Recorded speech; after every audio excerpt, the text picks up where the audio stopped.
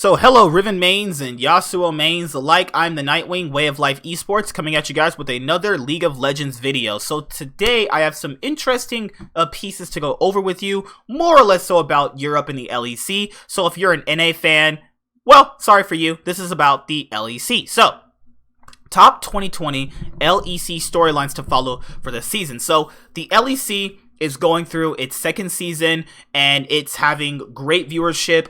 All the matchups are decently exciting. They're not as bad quality as North America, obviously, but I think that a lot of these storylines are coming in from the region being super top heavy, and it more or less so depends on can these bottom tier teams actually combat G2 and Fnatic. So basically it's G2 and Fnatic in their own tier, and then you have everybody else. But I think that a third team, which is my third team for the LEC, that team is going to be Origin and Rogue. I think that it's going to be G2, Fnatic, Origin, and Rogue as the top four. And then you have a bunch of other people fighting for those final playoff spots. And then you have your 7th to 10 bracket.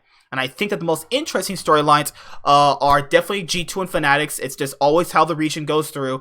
And then you also have Origin. I think that Origin can reach the finals again if they keep up this level of play. We saw them do absolutely incredible things in the LEC Week 1, clapping Fnatic and then clapping Chukka. I mean, that was actually insane. But looking at the bottom tier teams, I'm not really seeing much out of them. Like, Misifts look like garbage, so does Vitality. So I'm not really seeing too much out of them, but, you know, they might change that. But, you know me, it's like, I gotta see some good stuff out of you to see if you're really actually a good team. But then I also have to think about, you know, Spring doesn't really matter too much. And then I'm thinking to myself, like, why am I putting too much stock into Spring? But you have to, because I know most people are probably going to say you shouldn't put too much stock into Spring, but I mean, this is all you have to go off of, and this is the games we're watching right now. So if that's true, if I'm not allowed to put too much stock into this, then most people shouldn't care about if they're getting flamed, right? If it doesn't matter, you shouldn't, you know, care about getting flamed, right? So let's see this one. Will Fnatic find success with self-made? I think they will. I mean, it depends on what somebody defines as success. What is success for a lot of fans? Well, winning domestic titles. And for Fnatic, they take every single split very seriously, even if it doesn't matter in terms of how Spring has always worked. And finding success with self-made also means, does self-made transform to a player that we see more refined from SK Gaming, or do we see a self-made that plays a lot differently because he has good players to play around? It's all how that works. The jungle has changed so much that I'm not really too sure if what he did last year will have the same impact on his new team as he goes into this year. After we just saw how he played in this last week, I'm gonna say they might find success with him. I'm not really too sure about that, because I think that the way they drafted and the way they were playing with him, I think that he's gonna only play towards one side of the map, and I didn't really see that same self-made flair that I saw on SK. Could be that be the reason is due to the fact that he has to play with better players now, so they have much better priorities and objective controls and macro over SK Gaming. It could be that, but I think that he has to kind of warm up to playing with these better players than having to play down toward the worst players he had to play with on SK. So basically the question is, will Fnatic find success with self-made? I'm going to leave that one as undecided. I don't really know what people define as success, because if you're just talking about winning titles, I mean, what is that? Like, winning titles the only thing people care about? Then yes, that's successful. And will they find it with self-made? Probably. There's a good chance they win a title with self-made this split. And if G2, they said before, Spring doesn't really matter to them too much, so there's a good chance Fnatic wins Spring. I'm not really too, you know, overall, what's the word I would use? Unexcited by that, because it makes a lot of sense comparing to how a lot of teams have actually talked about Spring. So Fnatic have a chance to win one title this year, and G2 could win Summer, but you know me, my boys G2 are winning both splits. But that's just how I see it personally. Will G2 win it all again? As their fan, I'm going to say there's a good possibility.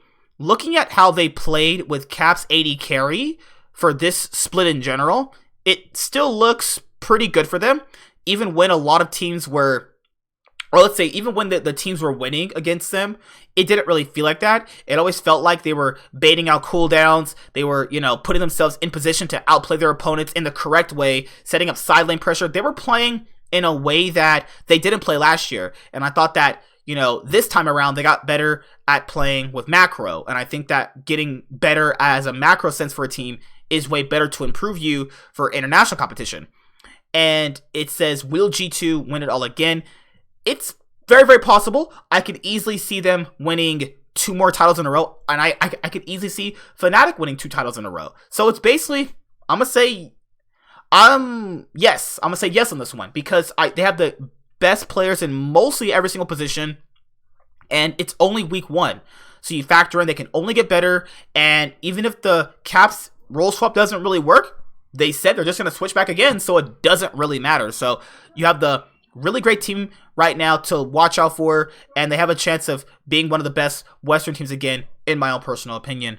All right, Origin, second time's the charm. So, basically what they mean is that can Origin basically redeem themselves from last year? Really good start, and then they kind of just completely discombobulated. What's that word? Discombobulated. Yeah, that word. They basically, or let's use another word. They basically just disintegrated. You know what I mean? Like they basically just collapsed. Depends how it works. Every team I've seen upset on so far, and even in the Schalke iterations, at some point it does kind of, snap all around them. It does happen. But Origin won the offseason, and I think watching the LEC in their week 1 debut for this new year showed that they won the offseason. It is week 1, but I have a lot of hope that they can keep this week 1 momentum going into the later weeks. I think that they've made improvements in jungle and in AD carry, and I think that this is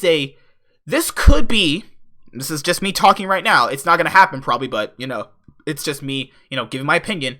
I think that this year could be the year we see a new team win the LEC. And if it's the only person I'm thinking about, it's going to be Origin.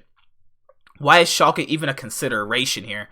Good lord. Still a gatekeeper. Yes, I think that Schalke is the gatekeeper right now for the LEC. Despite their week 1 performance, they do understand what to do. I just think that they have a lot of mid-game problems, and I think that they don't have a clear-cut shot caller right now, to the point where it's not really going to be very good for them right now. But later on in the more weeks to come for the LEC, and probably in summer too, this will be a team that is a gatekeeper for the other top 4 teams. And if you're good enough to beat Schalke, then you could probably have a chance at beating Origin or Rogue. But I'm not going to be too sold on that yet. I need to actually see them play a lot more better, to the point where it's a conscious decision to put them as a gatekeeper. Because to be a gatekeeper, we have to be sure you don't lose to bottom tier teams, and they just lost to Excel. So, could Schalke still be a gatekeeper? It depends. It depends. And the last one so far, last one, a challenger on the rise. Yes, Rogue is actually pretty good. You can completely see how their younger roster is improving in every single game they played so far. They started this younger roster toward the back end of last year, and it's only benefited them so far. And I overall think that from their week 1 play, we saw great things out of them. And Vander is playing a lot better now that he has a competent AD carry in Hansama. So I think that you have a really good challenger right here. And that's why I've actually had Rogue in my top 5. It was G2, Fnatic, Origin, and Rogue. I have my top 4 teams for the LEC. That's who I think will finish in the top 4. You're probably going to get G2, Fnatic, and Origin again for Rift Rivals. So, that's what I think right now. And the last one is Team Vitality. What's a vital change? After what I saw in week 1, they're the same team. Vitality does this like all the other teams do. Like, they build together a decent roster for what it is, but then at some point it just kind of all falls apart. And from what I saw, these aren't really rookies. rookies that I think have the potential, but you know, it has only been week 1, but this one I could care less about. I don't think it's really gonna matter. But yes, those are the 2020 LEC storylines to follow for the season. And then you have this last bit of news I have is that Misfits players didn't really reveal their new jerseys, and Misfits have a new jersey.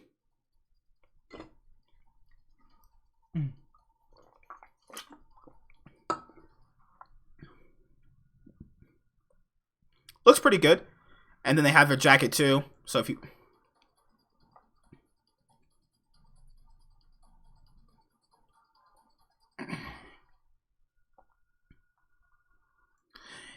And the rabbit became a serial killer. So yes, if you are a Misfits Gaming fan, and you want to buy this right now, you actually still can't, because it's still on pre-order. If you want to pre-order it, if you're a Misfits fan, then do it. Show your org some love. I'm not really sure what else Misfits is actually in. I know they're in Fortnite, because they had that really good Fortnite player. It was that 12-year-old kid, right? He won like $3 million, something like that. But yeah, I do the same thing with G2. You know, I buy their merch just like with Cloud9, and Cloud9 or G2 haven't really revealed their new jerseys or merch yet. And well, no, G2 has. Sorry, Cloud9 hasn't put the new jerseys up on their website yet. So whenever I have a little bit of extra money, you know what I mean, like I'll definitely get one.